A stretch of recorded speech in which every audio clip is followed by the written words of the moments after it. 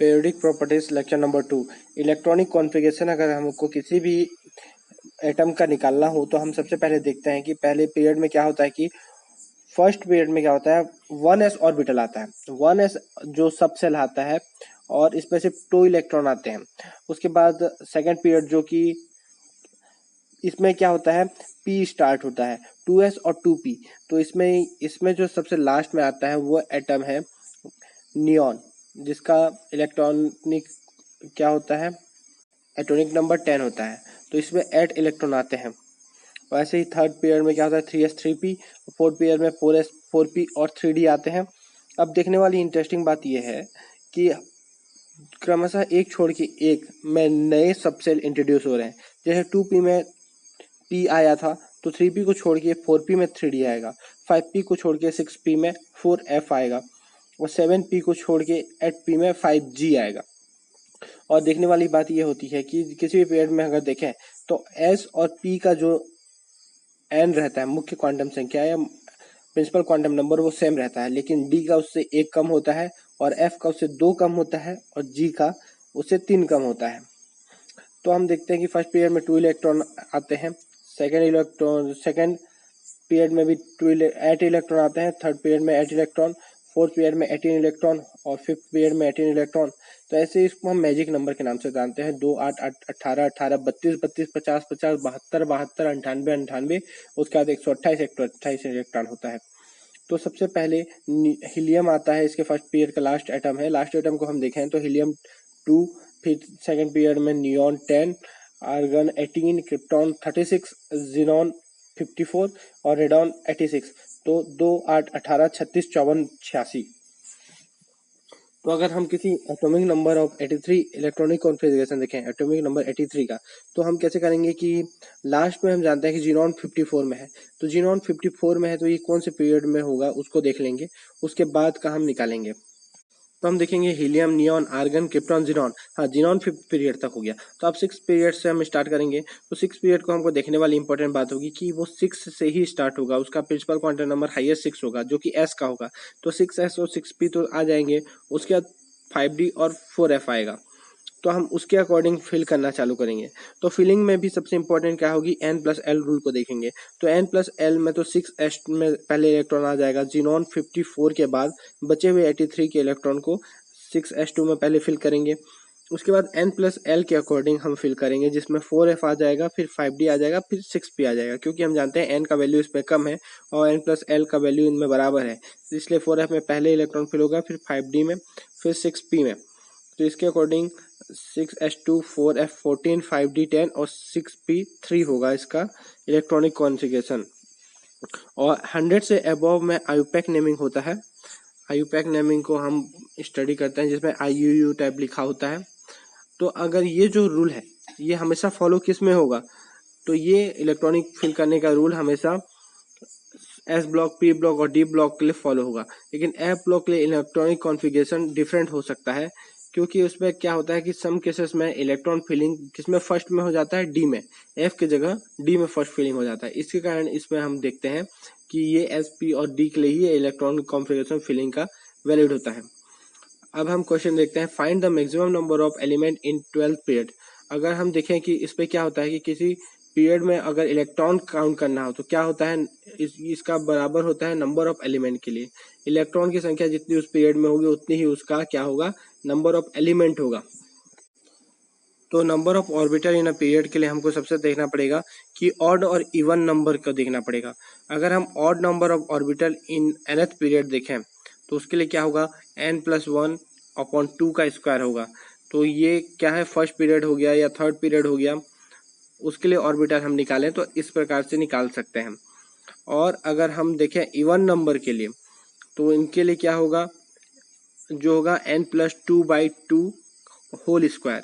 तो जैसे कि ऑड नंबर के लिए हमने निकाला n+1/2 का होल स्क्वायर, इसमें अगर 2 का मल्टीप्लिकेशन करते हैं तो उसमें नंबर ऑफ इलेक्ट्रॉन निकल जाएगा, और वही number of electron he number of element होता है किसी भी पीरियड के लिए। तो अगर इवन में हमने निकाला 2+2/2 का होल स्क्वायर, इसमें भी 2 का मल्टीप्लिकेशन करते हैं तो उसमें भी नंबर ऑफ इलेक्ट्रॉन या नंबर ऑफ एलिमेंट निकल जाएंगे। एग्जाम्पल के लिए हम देख लेते हैं कि जैसे कि उसने पूछा था, इसमें पूछा है कि 12th पीरियड हुआ है, के कितने एलिमेंट होंगे।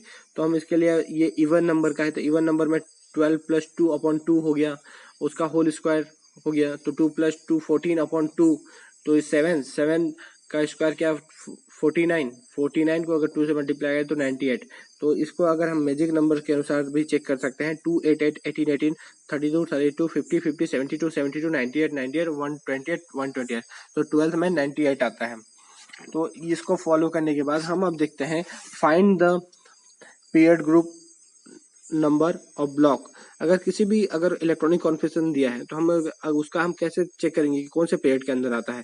तो हम अगर कहीं पर दिया है जैसे कि Xenon 54 6s2 4f14 5d10 और 6p3 दिया हुआ है, तो इसका जो हमने स्टार्टिंग में डिस्कस कर लिया है कि अगर 6 जो है उसका मैक्सिमम जो नंबर है वही इसका क्या कहलाएगा, मुख्य क्वांटम नंबर या प्रिंसिपल क्वांटम नंबर जो रहेगा में हाईएस्ट का, वही उसका पीरियड नंबर होता है। तो n highest equals to period number होगा, पीरियड नंबर इक्वल टू इसमें 6 आ जाएगा। अगर ब्लॉक हम फाइंड करना चाहें तो अगर ब्लॉक फाइंड करना है तो उसके लास्ट इलेक्ट्रॉन का देखना पड़ेगा। जैसे एस ब्लॉक है तो एस ब्लॉक का लास्ट इलेक्ट्रॉन एस सबसेल में ही आता है, इसका इसे हम डिफरेंशिएटिंग इलेक्ट्रॉन भी कहते हैं, जो कि एस सबसेल में आता है। NS 1 और 2 होता है, तो उसके अकॉर्डिंग हम उसका ब्लॉक फाइंड कर सकते हैं। तो उसमें जो NSX रहेगा, x का वैल्यू 1 और 2 होगा तो ग्रुप नंबर x हो जाएगा।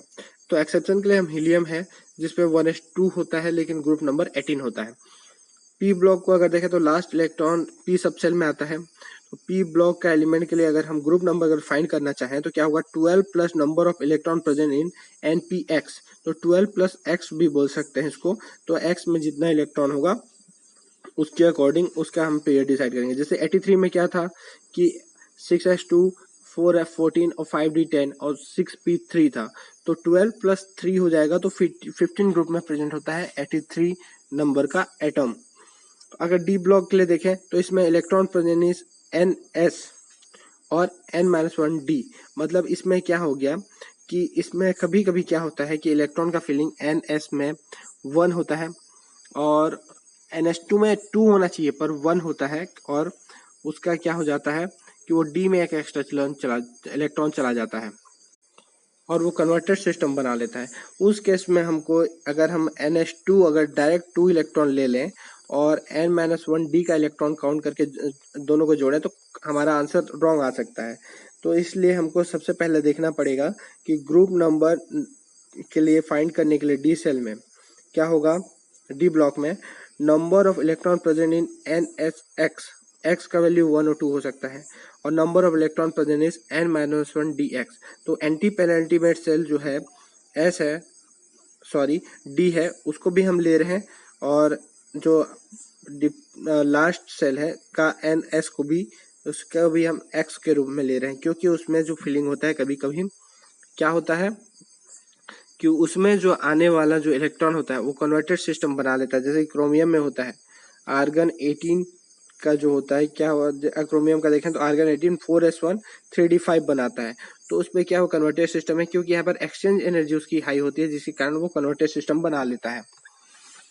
और एफ ब्लॉक में देखिए हम लास्ट इलेक्ट्रॉन किसमें प्रेजेंट जो होगा, एफ सबसेल में प्रेजेंट होता है, तब वो एफ ब्लॉक कहलाता है। लेकिन देखने वाली बात यह है कि लेंथेनम जो है वो थर्ड ग्रुप में है और उसके बाद ही सारे एफ ब्लॉक के आते हैं और फोर्थ ग्रुप से पहले आते हैं।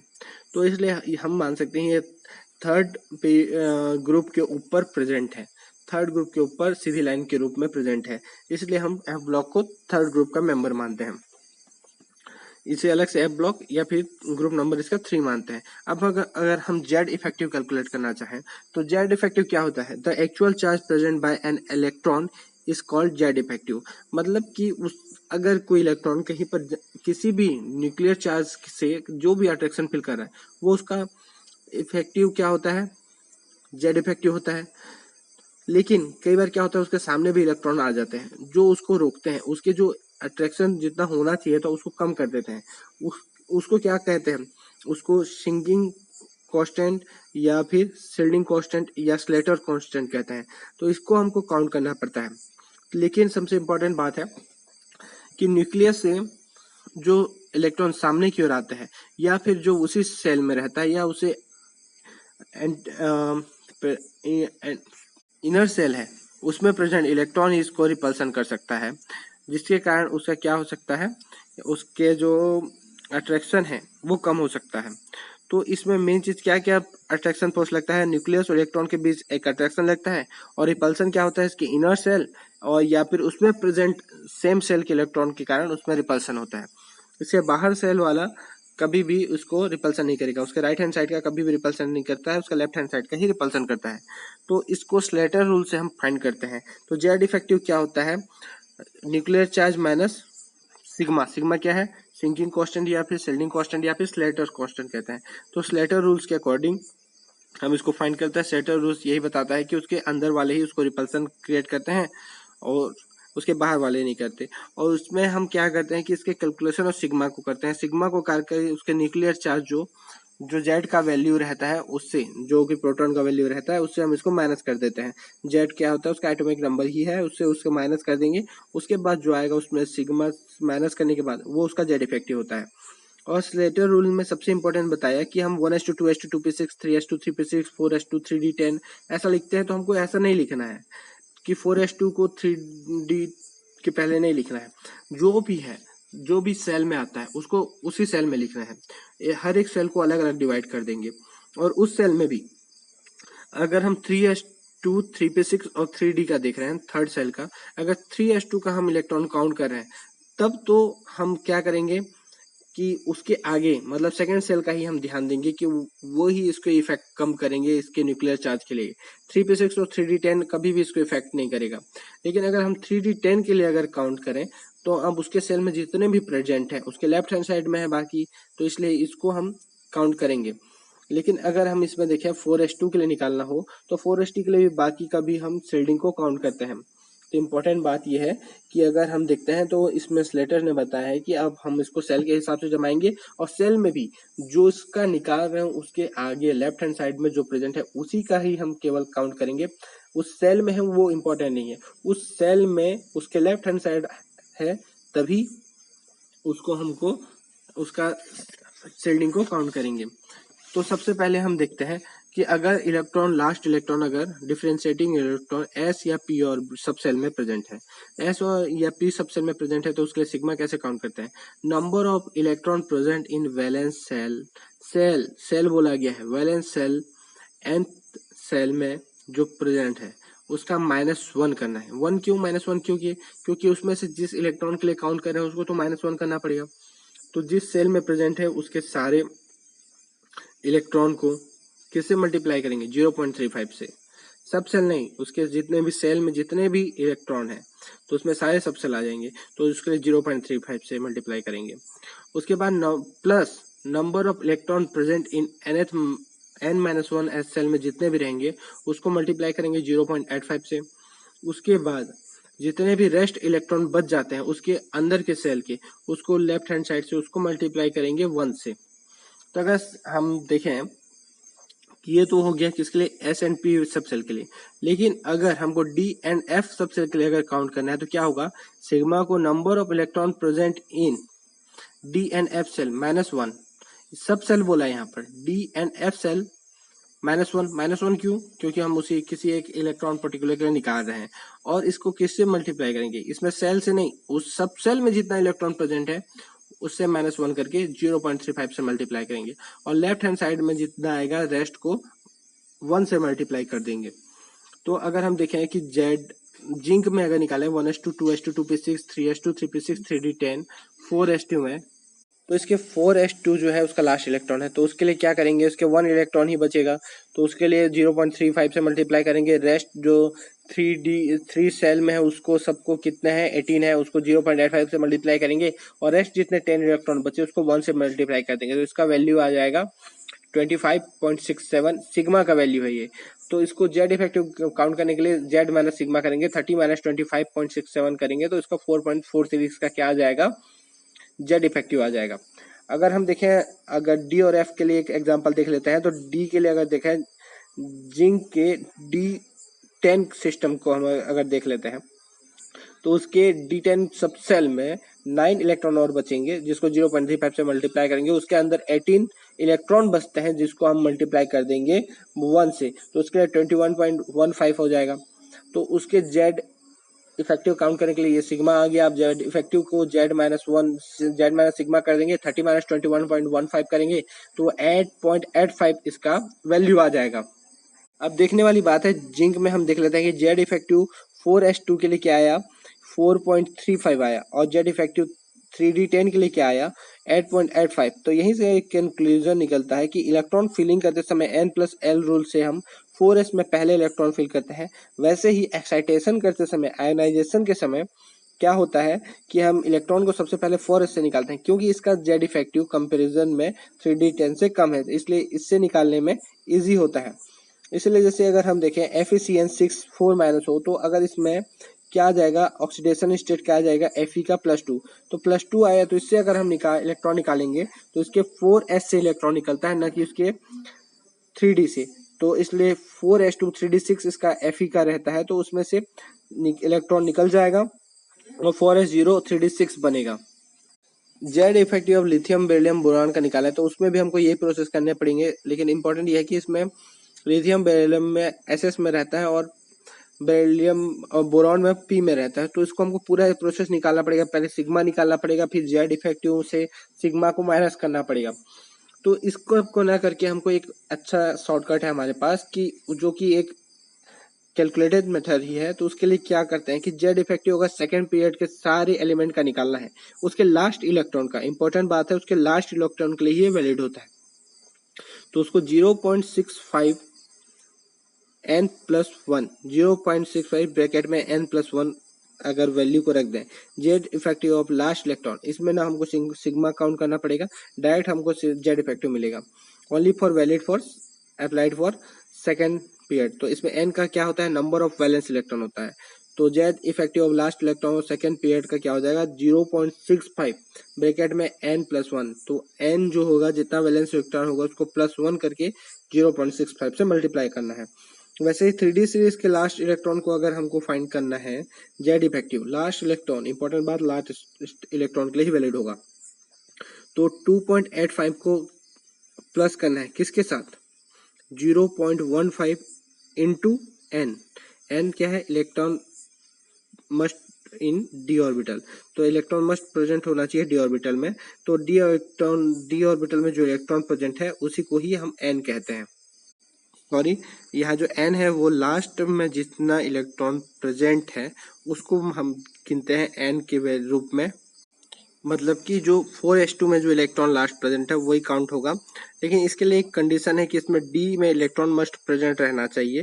तो इसको अगर हम फॉलो करें अगर 3D सीरीज के एलिमेंट के लिए, तो ये बता देता है 2.85 प्लस 0.15 इंटू n। n क्या है कि लास्ट में जो इलेक्ट्रॉन प्रेजेंट है, जो वैलेंस इलेक्ट्रॉन प्रेजेंट है, वो होता है n का वैल्यू, और इसके इलेक्ट्रॉन d में मस्ट प्रेजेंट रहना चाहिए। सॉरी, ये 3D सीरीज का सारा कॉन्सेप्ट क्लियर हो गया था। हम 3D सीरीज के लिए फिर से देख लेते हैं कि लास्ट इलेक्ट्रॉन में जेड इफेक्टिव काउंट करना है तो 2.85 प्लस 0.15 n होता है। तो n क्या होता है, इलेक्ट्रॉन मस्ट इन डी, और जो डी सेल में जो इलेक्ट्रॉन प्रेजेंट है उसका वैल्यू होता है। तो हाँ, इसमें जो n का वैल्यू है वो electron present in d orbital ही होगा। अगर हम देखें कि अगर जिंक में दे दिया है 3s2 3p6 3d10 4s2, अगर 3s2 का पूछता है तो इसके लेफ्ट हैंड साइड का काउंट करेंगे और 3d6 3d10 और 4s2 को नहीं लेंगे। अगर जिन का 1s2 का जेड इफेक्टिव पूछता है तो अगर इसको 1s2 है तो s का फॉर्मूला अप्लाई करते हुए 1s2 के 1 तो जिसमें काउंट करना है वो हो गया, और एक के लिए सिग्मा को लेके 1 इंटू 0.35 मल्टीप्लाई कर देंगे, और उसके बाद जो बचा 0.35 आ गया इसका सिग्मा, उसको फिर 30 से माइनस करके 30 माइनस 0.35 आंसर लाके 29.65 ले आएंगे, ये रॉन्ग हो जाएगा। अगर किसी भी का अगर डायरेक्ट 1s2 पूछता है, वो चाहे हीलियम का हो, चाहे सिग्मा जिंक का हो, चाहे 108 नंबर का आइटम का हो, अगर 1s2 का ही पूछता है तो उसके लिए क्या होगा, 0.3 से ही मल्टीप्लाई करेंगे उसके बचे हुए एक इलेक्ट्रॉन को, तो सिग्मा क्या हो जाएगा 1 इंटू 0.35, तो 0.35 उसका सिग्मा आ जाएगा, और 30 माइनस 0.3 से उसको मल्टीप्लाई मतलब माइनस करके 30 माइनस 0.3 से, तो 29.7 इसका राइट आंसर होगा। अब हम पेरीफेरी में देखें कि जेड इफेक्टिव क्या होता है, तो आउटर मोस्ट सरफेस होता है, ये पेरीफेरी को आउटर मोस्ट सरफेस कहते हैं। उसमें electron are counted for Z effective, तो इसमें जितने भी इलेक्ट्रॉन होते हैं उसके आल इलेक्ट्रॉन को काउंट करते हैं, मतलब कि उसमें जो एक इलेक्ट्रॉन को हम माइनस करते थे उसको माइनस न करके उसके सारे इलेक्ट्रॉन को लेकर के हम उसको कैलकुलेशन करते हैं। तो लास्ट इलेक्ट्रॉन उस सेल का जिसमें फिल हो रहा है उसके अकॉर्डिंग हम देखेंगे कि हाँ इसमें ये इलेक्ट्रॉन लास्ट में फिल हो रहा है, तो उसके अकॉर्डिंग हम उसको उसके एस या पी का रूल लगा लेंगे उस पेरीफेरी पे। एस पी या डी जिसमें आ रहा है एस पी डी एफ में, उसके अकॉर्डिंग डी एफ का अलग और एस पी का अलग करके पहले सिग्मा काउंट कर लेंगे, उसके लिए टोटल इलेक्ट्रॉन प्रेजेंट रहेगा उसको लेंगे, किसी भी एक को माइनस नहीं करेंगे। किसको? डी को। तो डी कभी भी पेरीफेरी नहीं बनाता है, ये इंपॉर्टेंट बात है, एस या पी ही बनाता है, तो हमको कभी भी इसको लेना नहीं पड़ता है पेरीफेरी में। जैसे कि हम जिंक में भी देखते हैं तो एस ही हमारा पेरीफेरी बनाता है, तो हमको पेरीफेरी कभी नहीं बनाता, मतलब वो हमेशा इनर सेल में ही रहता है।